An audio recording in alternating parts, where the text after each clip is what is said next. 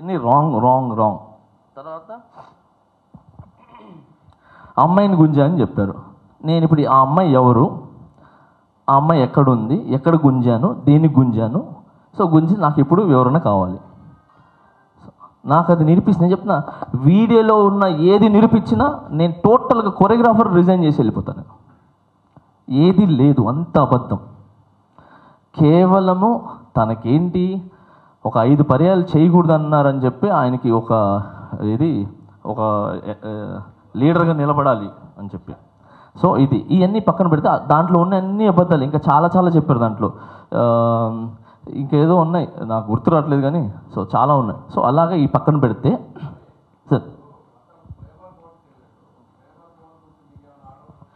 Sir అవును sir, okay sir. Labour కోర్టుకి వెళ్ళినప్పుడు నేను లేబర్ కోర్టు దగ్గరికి వెళ్ళి గంగాధర్ గారితోనూ తర్వాత ఇంకొక శ్యామ్ సుందరరావు గారితో మాట్లాడటం జరిగింది.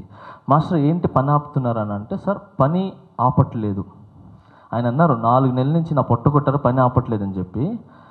4 నెలల నుంచి ఆయన 4 సాంగులు చేశారు, మేము ఎవరు ఆపలా. మా యూనియన్ నుంచి ఈజీ మెంబర్స్ కూడా పంపించాం యాజ్ ఎ డాన్సర్గా. సో మేము 4 సాంగులు చేశారు. అది చేసింది కాక తను ఇంకా చేసిన తప్పు ఏంటనంటే, ఏదైతే పేమెంట్ వస్తుందో, మీ యూనియన్స్ కూడా ఉన్నాయి కాబట్టి పేమెంట్ వస్తుంది కాబట్టి, పేమెంట్ ఎవరికి వెళ్తుంది, కోశాధికారికి వెళ్తుంది. ఓకే, ఆయన కోశాధికారికి ఇవ్వకుండా ఆయనే బయట ఆయన అకౌంట్లో వేసుకొని ఆయనే పని చేసుకొని అన్నీ చేసేసుకొని డైరెక్ట్ యూనియన్కి ఆ 10% ఏదో వేసేసారు. వేసేసిన తర్వాత ఏంటి పేమెంట్ పడిందని మనవాడు అడిగితే, అవును నేను వేసేసాను అన్నాడు. అది తప్పు కదా అని అంటే ఏమన్నా నీతో ఇప్పుడు కూడా చెప్పలేదు. అందరికీ నమస్కారం అండి. నేను మనోహర్, యూనియన్ ట్రెజరర్ని. ఈ పర్సన్ షూటింగ్ జరిగిన తర్వాత మనకు షూటింగ్ జరిగేటప్పుడు యూనియన్లో లిస్ట్ పెడతారు, ఈరోజు ప్రోగ్రామ్కి ఎవరెవరు వెళ్ళారు అని. ఆ పేమెంట్ వచ్చినప్పుడు ఆ లిస్ట్ ప్రకారం పేమెంట్ డివైడ్ చేసి బ్యాంకుకి లిస్ట్ పంపిస్తుంది. అది ట్రెజరర్గా నా వర్క్. ఆయన ఏం చేశాడు, పేమెంట్ వచ్చిన తర్వాత యూనియన్కి ఎలాంటి ఇంటిమేషన్ ఇవ్వలేదు, ఆయన అకౌంట్లో డబ్బులు వేసుకొని డాన్సర్లకు అందరికి పనిచేసి యూనియన్కి పంపించినట్టు కూడా ఇంతవరకు నాకు ఇంటిమేషన్ కూడా ఇవ్వలేదు. ఇప్పటికి కూడా ఇంటిమేషన్ ఇవ్వలేదు ఆ పేమెంట్.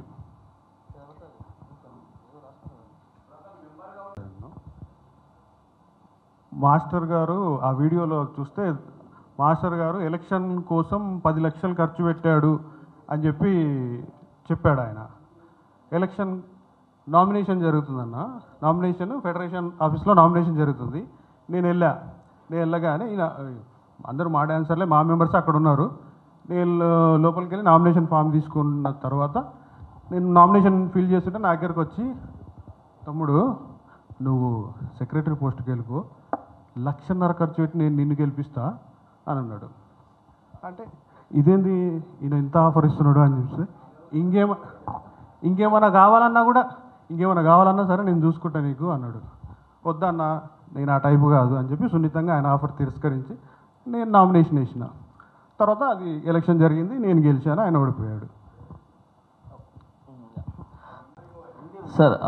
సార్ ఎవరు మెంబర్షిప్ ఎవరు తీరు సార్.